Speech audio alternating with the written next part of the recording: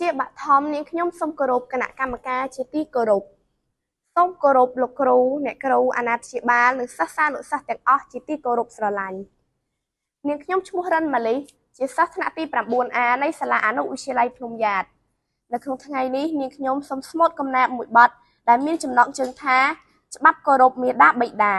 ជាបទកគតិស្មូតបែបពុទ្ធបាទ5ឋានភូមិធមភូមិសង្ឃភូមិបុណ្យទៅមុខកូនរោគមិនត្រូវ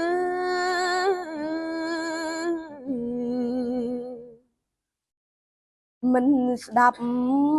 វាចាទាំងស្នាមហែឪ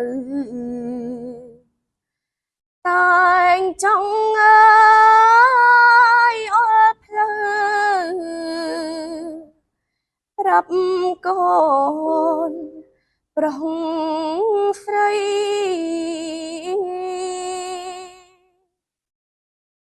តែកូនមិនដឹង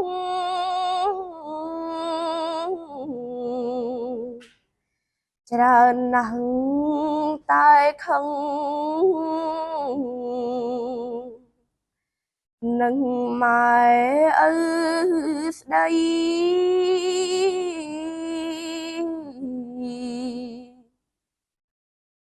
តាមពិត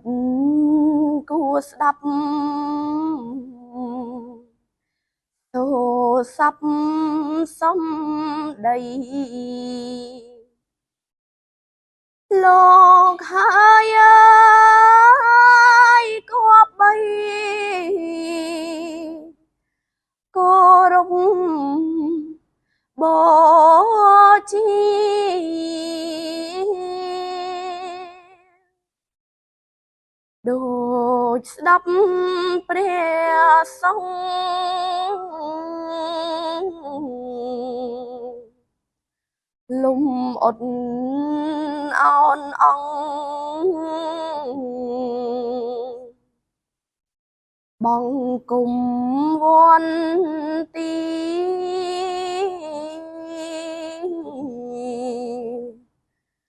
ព្រះពុទ្ធដាក់ក្បួនប្រធូននាមីឈ្មោះជាបុកពីចាគ្រូខាងដើ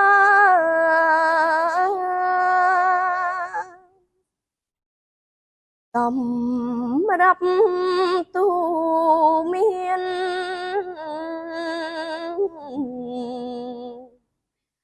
កូនចៅគ្រប់ប្រានឲ្យបានយ៉ាងឆ្នើម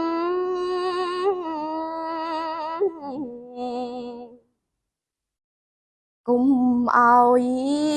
ដើរលេងជាលបែងគេខ្ពើមគុំឲ្យរងសប្បាយជ្រុល